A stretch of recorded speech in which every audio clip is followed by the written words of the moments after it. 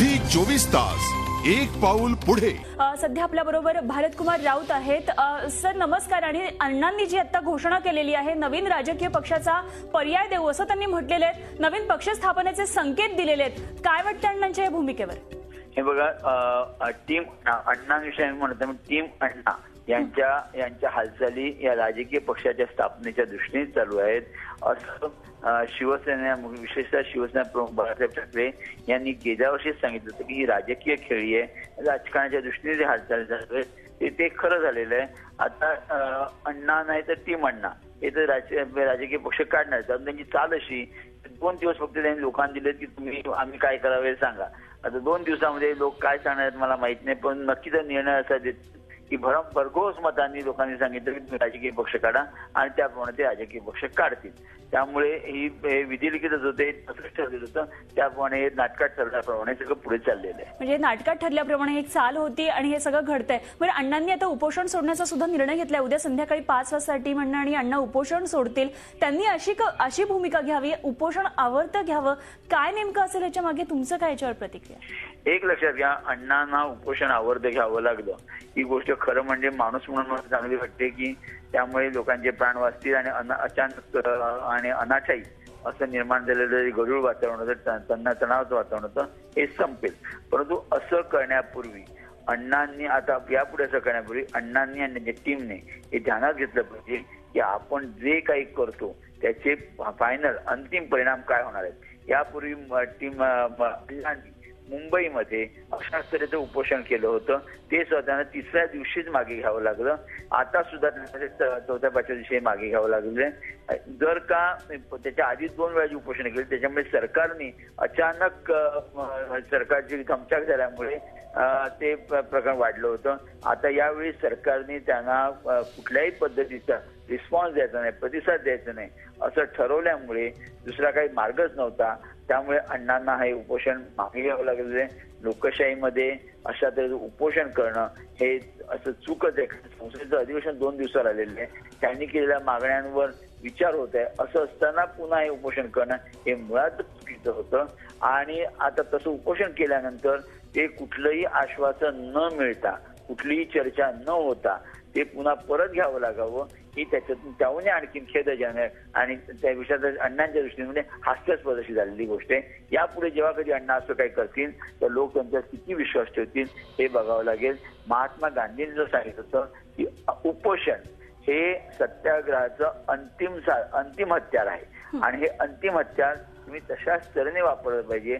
अण्णा हे हत्यार वारंवार वापरतात, त्यामुळे या हत्याराची, या तलवारीची आज कमालीची बोथट झालेली आहे आणि त्यामुळे या तलवारीची आता कोणालाही भीती वाटायची नाहीशी झालेली आहे। हे कुठलं आंदोलन म्हणून ही गोष्ट दुर्दैवी आहे। राऊत सर, एक महत्वाचा प्रश्न असा येतो की 23 मान्यवरांनी अण्णांना एक पत्र लिहिलंय आणि नवीन राजकीय पक्ष स्थापन करा अशी मागणी त्यांनी केली आणि त्यानंतर आज अण्णांनी ही घोषणा केली, नवीन पक्ष स्थापन करण्याचे संकेत दिले। पण याचा अर्थ एवढा जनसामान्यांचा पाठिंबा अण्णांना आहे, याचा अर्थ असं समजायचा का की जे सध्याचे पक्ष आहेत ते निष्प्रभ आहेत?